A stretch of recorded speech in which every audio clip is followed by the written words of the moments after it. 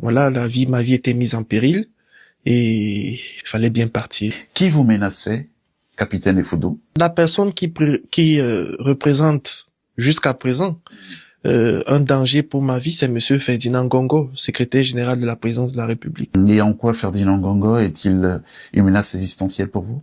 Du moment où il a été exposé dans un plan bien ourdi contre l'État du Cameroun et contre le président Paul Biya. À quel moment, capitaine Effoudou, votre tête a été mise à prix? Ma tête a été mise à prix lorsque nous avions en 2023 fait un rapport au président de la République faisant état de la présence aux encablures de la présence de la République d'un individu disposant d'armes de guerre de très bonne qualité, qui ne sont pas en dotation dans l'armée camerounaise. Donc, nous avons fait un rapport au président de la République disant que cet individu-là se trouvait là, qui disposant d'armes de guerre et également se faisant passer pour un chef de bataillon, donc un commandant de l'armée camerounaise. Ce qui n'était pas le cas? Ce qui n'était pas le cas. Et ce qui a attiré notre attention, c'est que cet individu présentait des vrais faux documents d'une administration particulière du Cameroun, notamment le ministère de l'administration territoriale.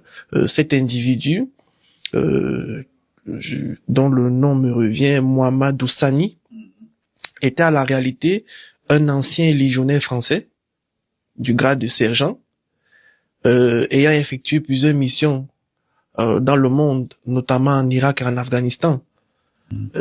Et qui se retrouvait au Cameroun avec des papiers faisant de lui un membre de l'armée du Cameroun. Tout à fait. Il avait notamment une carte de visite avec le grade et le nom au ministère de l'administration territoriale, voyez-vous. Alors, vous avez évoqué un nom tout à l'heure, capitaine Effoudou.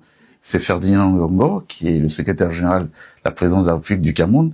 Mais jusqu'à là, on ne voit pas le lien entre lui et cette affaire d'armes. Le secrétaire général de la présidence de la République a intervenu efficacement et vigoureusement pour la mise en liberté sans condition et sans délai de cet individu. Alors, qu'est-ce que ça veut dire? Vous étiez en pleine enquête, en train d'auditionner Pendant que cet individu était en train de se faire auditionner à la division de la sécurité militaire, le chef de division de la sécurité militaire de l'époque et le ministre de la Défense ont reçu des pressions venant de Monsieur Ngongo Ferdinand de faire libérer cet individu, non seulement lui, mais également le matériel qui avait été saisi, donc les armes. Et qu'est-ce qui a été fait? Il a été libéré, l'individu? Oui, il a été libéré, mais à ma connaissance, je dis bien à ma connaissance, les armes dont il était détenteur ont été saisies. À quel moment votre tête commence à être mise à prix? Ma tête était mise à prix lorsque le président de la République, M. Paul Biya, convoque le secrétaire général de la présidence de la République en personne pour lui demander un certain nombre de choses. Et donc, M. Ngongo se sentant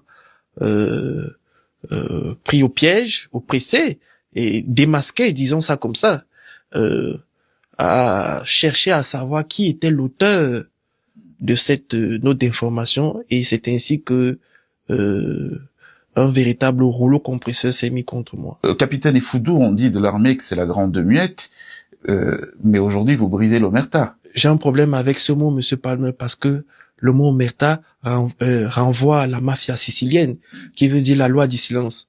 Donc, je ne vais pas accepter ce mot parce que je suis pas un mafieux, vous me voyez bien, je suis un officier de l'armée camerounaise, mais je voudrais accepter bien volontiers le mot briser le silence. Justement, pendant 3 ans, vous vous êtes tu, capitaine Effoudou. Pourquoi parlez-vous aujourd'hui? Je parle tout simplement pour que la vérité soit sûre. Je ne parle pas aujourd'hui parce qu'il faudrait bâtir une légende personnelle. Non. Le pays est actuellement entre les mains de personnes de très mauvaise éthique. Nous ne pouvons pas laisser le Cameroun entre les mains de personnes qui passent le temps à opprimer les Camerounais, à briser des carrières, à briser des vies, autant qu'ils le veulent, non. C'est pour cela qu'aujourd'hui, j'ai décidé de briser le silence et d'apporter ma part de vérité dans un certain nombre de de dossiers. Donc on va prendre à témoin les téléspectateurs de Masterclass. En prenant la parole aujourd'hui, capitaine Effoudou, votre projet n'est pas de construire votre propre légende, mais plutôt de servir la patrie. Bien évidemment, Monsieur Palmer, parce que si il était question de construire ma propre légende, je ne serais pas ici. J'aurais fait comme les autres. C'est-à-dire j'aurais fait des rapports biaisés. Je n'aurais jamais eu de problème. J'aurais passé le temps à mentir au chef de l'État sur un certain nombre de choses. J'aurais passé le temps à mentir à ma hiérarchie. Vous voyez, le pays va à volo. Vous voyez le niveau de décrépitude de l'État du Cameroun. C'est inacceptable.